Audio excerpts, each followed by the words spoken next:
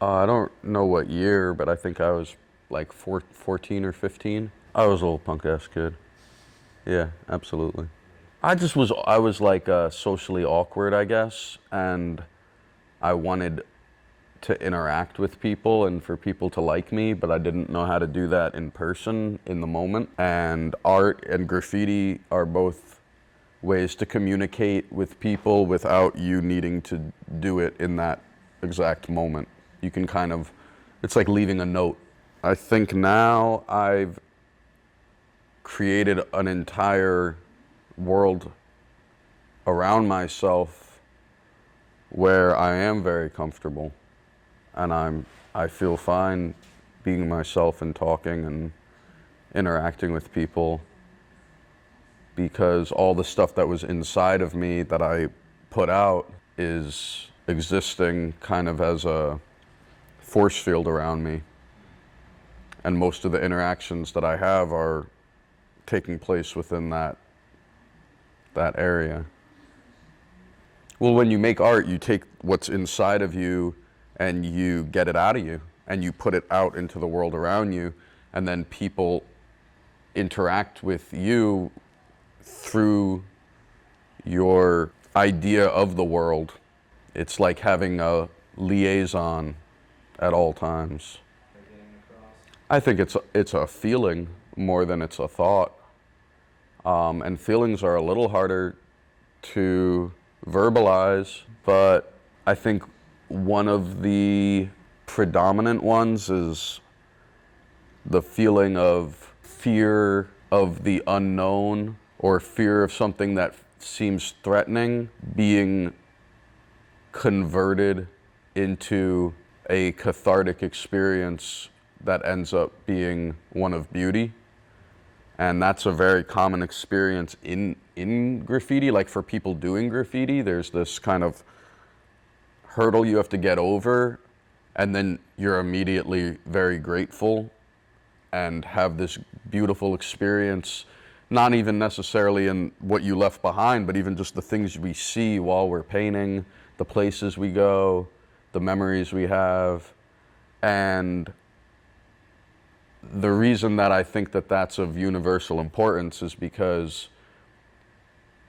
when people go through their everyday life in a way that they know our society is not healthy and the things that we're doing repeatedly are unhealthy for the planet, for the way we treat each other, and for ourselves, the compulsion to do that has a lot to do with, well, the alternative to us all doing what we are told to do and what we know is really uncertain and scary. And so I believe that if we can take some of the lessons of facing fear and getting over this hurdle on a societal level, things will be much better for a lot of people. And I guess like a specific example of that could be like even just my journey as an artist, you know, like if you're a teenager, like or like, you know, when I started doing graffiti, it was either you kind of have this meager existence where you know, barely get by and you're ostracized by society because you don't follow the rules, or you get some job that you hate. And nobody wants to go kind of like get some shitty job or have to take orders from somebody doing something they don't love, but it's the alternative is scary. Like, oh, well, I don't know, I don't want to deal with uncertainty every day. And I do deal with uncertainty every day, but it does work out and it is awesome, and I wouldn't trade it for anything in the world. So that's one of the reasons I like to use my graffiti name in my art, because I feel like it's broadcasting back to my younger self, kind of like it's going to be okay. I mean, it's helped me understand that the world is malleable and that there's consequences and rewards in real life. They're just not in a one-to-one re- relationship with the top-down version of those rules. The top-down version is, you know, what we're told about economics, what authority wants us to believe. I really kind of put the experience of the person receiving what I'm trying to communicate at the forefront. And when I talk to people, there's usually some degree of success in the feedback I get where the thing that was trying to be communicated has been received. And it's not like, oh, I saw this painting and I know that this means that. It's more like people that have some emotional turbulence have found solace in something that I've painted. And that is across the board, from illegal to legal to studio work to mural work. And that's the thing that I'm super honed in on, is the actual reality is the reality of the experiences of other human beings and creatures, and the physical reality is only a vehicle to serve as an intermediary between my singular vantage point and then the myriad vantage points of other people. So if I'm smearing paint around on a surface, and it could be whatever I want it to be, and there's no right or wrong answer, that's a whole lot of freedom. But the right answer is the one that opens up pathways for me and other people to connect with each other. So the right arrangement of paint on a wall, the right arrangement of paint on a canvas is the arrangement that allows for the maximum amount of deepest connection with other people. For a lot of what happens in the studio, there's a lot more pressure to that question than the mural work. Because the mural work, I just sort of try and make myself as invisible as I can make myself and get the exact location to get set in stone so that the mural affects the energy of the place in the gentlest way. Because people will put up murals in places and completely change the nature of the place, and people that have lived there a long time or frequent there or have some connection to the history of it say, what is this? And it feels a little, even if it's, you know, to beautify it, if you don't acknowledge what the place is before you got there, you're kind of fucking up. When I do work in my studio, I don't have that constraint, and it's a huge axis of freedom that I have as to what I'm gonna do, and I really need there to be some boundaries so that I can perform a task, because too much freedom is just overwhelming. And so I always really think about, I guess it's a similar process, I think about the format. What is the format of, for example, a painting? Where did that come from? How long has that been around for? And what is the history of that format? And I deeply fall in love with it, with the history of painting and high points in the history that I think, wow, this is when this was doing really good. So I love Caravaggio, I love Rauschenberg, I love Tiepolo, I love, you know, things from across history, but there's certain things where I'm like, yes, that's like so fucking dope. And you think about what was going on during the time that those artists were working versus what's going on now. And trying really hard to take that format of picture making and adjust it and tweak it so that the way it represented, the way people that did it in the past, it represented their time period perfectly. This is how I can do it so it represents this time period perfectly. To get to what is different about now, we have to stack all the similarities between other times and now and cancel out all the things that are the same in each column. And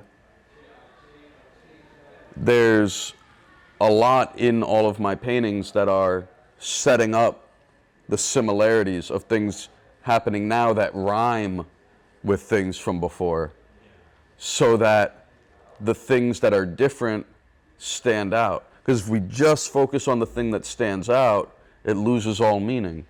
You don't have a point of comparison to show the change that's happened. I look a lot through mythology across multiple cultures, things that are similar in Greek culture, Egyptian culture, anything where there's like a compendium of mythology available that we can study, and then see what attributes of gods or psychological attributes are overlapping, and note those down as, okay, so this is going to be something that has more to do with an eternal human nature, or at least the way humans view themselves, or some force that exists throughout time, and then try and translate the modern era we live in through that lens. Or doing visual comparisons of, here's something that looks like it's very old, but it's from current times. And I think one way that I really love to do that is to look as far back into the past as I can see. And when you really squint your eyes and you look backwards at history, we have about 7,000 years tops of recorded human history, and yet there are human remains that are like 100,000, 200,000 years old if you're talking about human-like beings, you know? So we have just the smallest sliver. Take 7 over 100. That's the amount of history of our species that we have. And when you kind of squint and try and look at what's back past that 7,000 years, you can't see shit. You could see natural disaster or some type of disasters that clean up that wipe the record. And you can see, for me, I think that there's a lot of advancement, that we were very advanced. And then I do the same thing and I do a 180 and I face the other direction and I say, okay, what's deep into the future? What can I see? And it's the exact same fuzz. Very advanced and imminent disaster. And so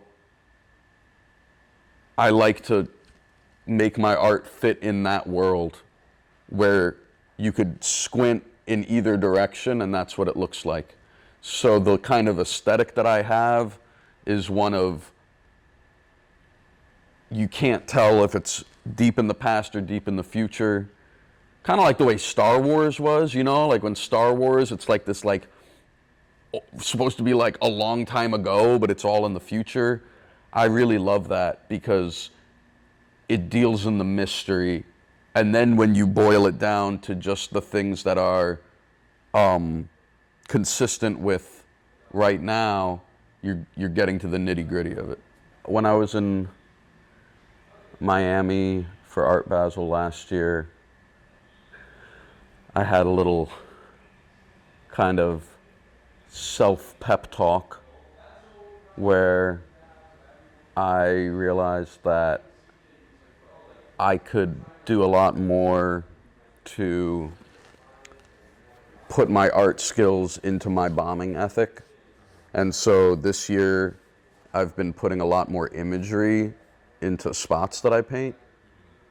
I think that's an edge that I have because I don't paint murals with grids or projectors usually, and I do kind of like freehanding things, which gives me an added range of freedom to put those things in places where there is a time constraint or a physical constraint.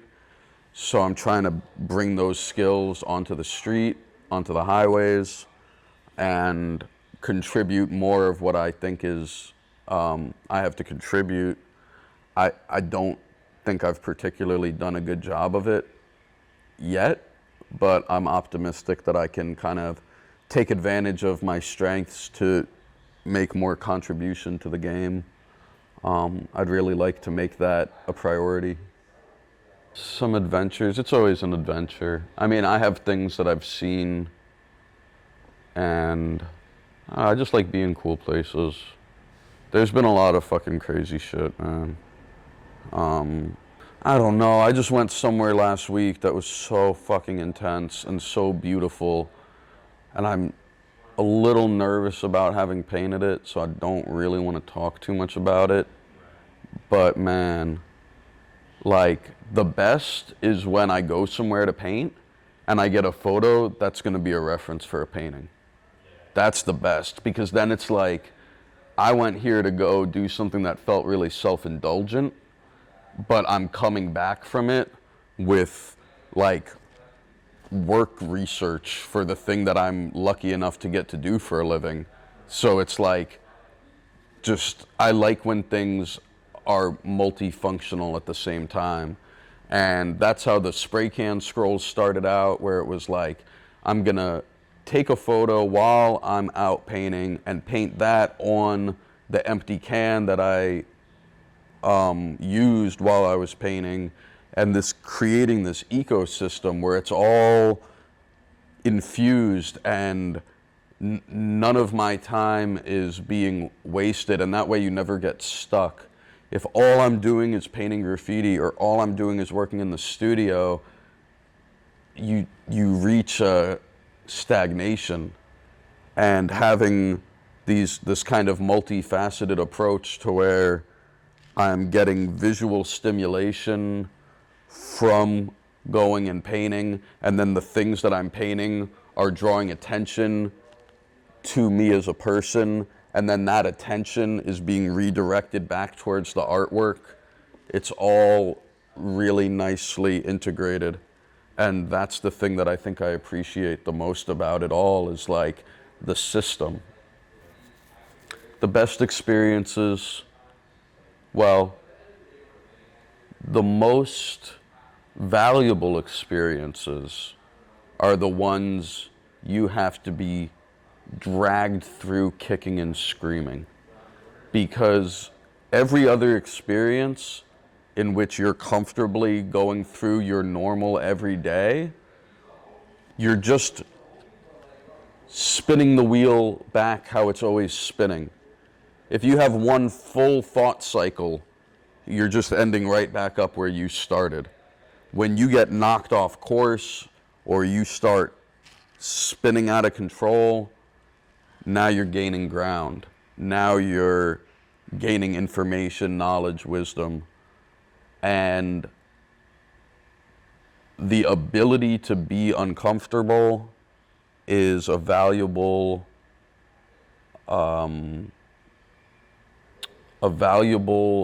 trait for one to have.